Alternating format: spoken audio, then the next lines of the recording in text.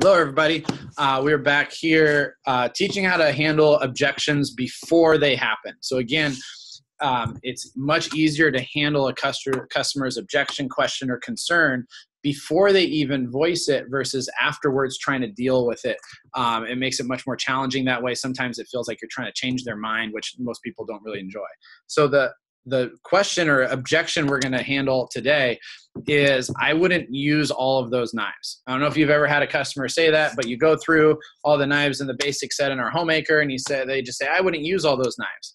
Well, most people are going to say that because they've never had all of those knives. And if they actually had them and knew how to use them, then they would use them, right? You know, I remember buying my parents a homemaker +8. My mom's like, we're not going to use the forks. We're not going to use the forks. I'm like, well, it's cheaper if I buy it with the forks anyway. So just get it. 3 weeks later, she's like, we use those forks all the time, right? So once people have them, they definitely use them. But here's a good analogy. Take somebody who has never golfed before in their life.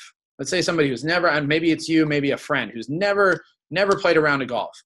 And you're going to teach them how to golf. So you're going to say, okay, here's how you're going to golf. Ready? See this little ball? You're going to hit in that hole way over there. All right? That's all you do. Just hit the ball in the hole, right? Here's 18 different clubs to do it with. And they're thinking to themselves like, why the heck do I need all these clubs? Can't I just take one, right? That's like most customers with cutting. They're like, why do I need 10 knives? Can't I just use one? My job is just to cut it, right? Now, if you take somebody who actually knows how to golf and you say, hey, why don't you go play 18 holes? Here's a putter. Go for it. They'd look at you like you're nuts. You're like, well, where's the rest of them? I can't.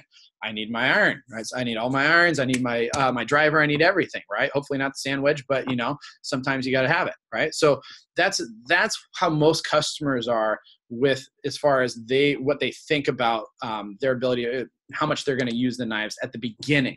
So it's our job to show them how they would use all of the knives. And you do that by asking one very simple question. And that question is, have you ever ... And it's going to change with each piece. So when we get to the names and uses section, we get here. And we say, Mrs. John, instead of just saying this is the paring knife, this is what it's used for, they go, okay, I would either do that or I wouldn't. So when you get to each knife, you want to have a have you ever question for it. So, Mrs. Jones, have you ever had like one of those short paring knives that kind of digs into your palm? Oh, what do they say? Yes. Oh, perfect. Well, ours has a nice long handle, so it's way more comfortable. Mrs. Jones, have you ever smashed a tomato before? Oh, perfect. That's what our trimmer's for, right? So those ones, you'll never smash a tomato again. You ever had a hard time making a sandwich where you take like one thing to scoop and you get peanut butter all over your knuckles? Our spatula spreader is perfect then, right? You ever a hard time cutting a bagel or a pineapple? Petit carver. You ever had a hard time getting something out of a jar, turning something in a pan? Churning fork. Have you ever cut something so tough you thought the knife was going to break or it was kind of wobbling? Butcher knife. You ever had a hard time chopping something, Mrs. Jones? Maybe you take like a little knife and do one piece of celery at a time. Oh, chef knife's perfect, right? You ever smashed hot bread before? Slicer. You ever had a hard time carving a turkey, like one of those electric ones where it shreds it up, or like getting all the way through a cantaloupe? Carver. You ever had a hard time lifting a big heavy meat or like large turkey, Mrs. Jones? Carving fork. So you just went through here and he asked, have you ever done this? And they say, yeah. Have you ever done this?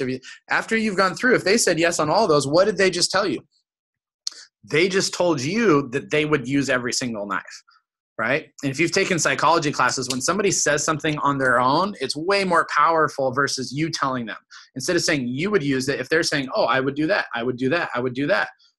All right, great. So by the time you get here, if you followed some of the other objections in the series, I don't know if you've been at your team meeting where your manager said, hey, what was the most positive sale? And somebody was like, oh, I went in and I asked them if they wanted to buy a homemaker, and they said, yeah.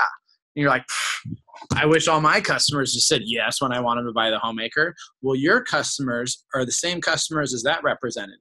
It's just that representative did a good job handling all the objections before they happened, and you're trying to handle them after they happen, which is much more challenging. But if you've watched all the videos, if you haven't watched the other videos, there's handling too expensive, handling my knives are good enough. But if you handle all of these, what happens is you get to the homemaker set and you say, do you want to go ahead and get it? And they say, well, my knives are awful. Well, it's actually a really good deal. I thought it was going to be more.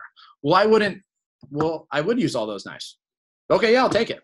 And there you go. And that's the homemaker. So if you do that, you're going to sell a lot more homemakers, a lot more sets, and you're going to have more fun in your demos when you're handling objections before they happen than trying to handle them after they happen, which is much more challenging. So hope that helps. We'll talk to you next time.